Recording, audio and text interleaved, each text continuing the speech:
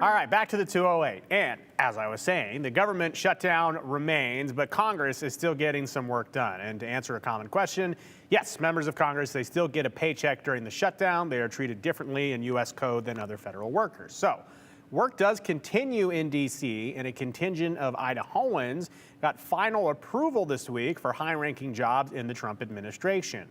The process has dragged on, and all four have their confirmation hearings, and some of them facing tough questions weeks or months ago. We were actually there for one of those sessions. Here's a rundown of Idahoans now in powerful places.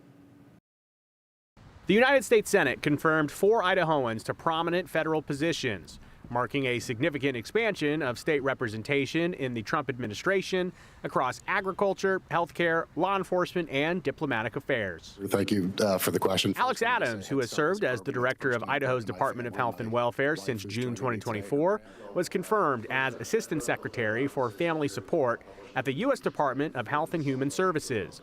We were there as he faced questions in D.C. from congressional leaders about the role, like advocating for foster kids and families. Do you agree that better data collection will help improve recruitment efforts established by these recruitment plans? If yes, say why. Recruiting and retaining qualified foster families is absolutely critical. In Idaho, we took a data-driven approach to that, so I do think having states oriented around data is going to be critical. When I started, we had too few foster families. When you asked anyone how many, it was an unquantifiable number. We just needed more. So what we did is we set a target. We have a target. If you walk into our offices today, you'll see our goal is I want 150 foster families for every 100 kids coming into the system. I wanted families waiting on kids. I didn't want kids waiting on families. In his new role, Adams will oversee programs supporting families across the nation, drawing on his experience of leading Idaho's Department of Health and Welfare. The United States Forest Service. Mike Boren, founder of the Idaho-based Clearwater Analytics, was confirmed as Undersecretary of Agriculture for Natural Resources and Environment. In his role, Boren is set to oversee the United States Forest Service and federal natural resource management policies. He laid out a key priority in the job. Forest Service is the servant of the people in managing the assets of the people. It's a service organization for the benefit of the people, today's people and future generations, and should be careful to consider the importance of access to the forests or access to people's grazing leases or grasslands as being of paramount importance. A resident of Idaho's Sawtooth Valley, Boren brings a business background to the conservation-focused position.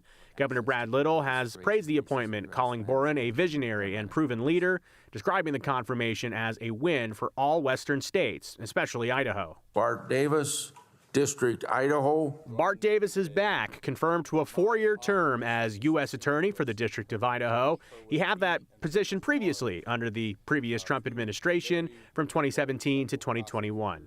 In that time, Davis and his office took on complicated international criminal schemes, gang violence and crime rooted in Caldwell, as well as Aryan Night prison gangs. According to the indictment, the Aryan Knights have used violence to target non-white inmates and other targeted inmates to promote its standing among IDOC inmates. As the chief federal law enforcement officer for Idaho, Davis will lead prosecutions of federal crimes and represent the United States in civil cases within the United States here in Idaho.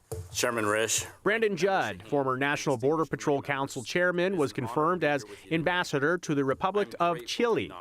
Judd had retired as a Border Patrol agent in April 2023 and as president of the National Border Patrol Council in May 2024. He now resides with his family in Pocatello, Idaho, set to represent the United States' interests in the South American nation. One thing that I love about Chile is that they are one of the strongest democracies in that region. They recognize and understand that it's important to strengthen their citizens' civil rights. And the government shutdown will push this off. But the next step for these gentlemen is the oath of office and then swearing in for each position.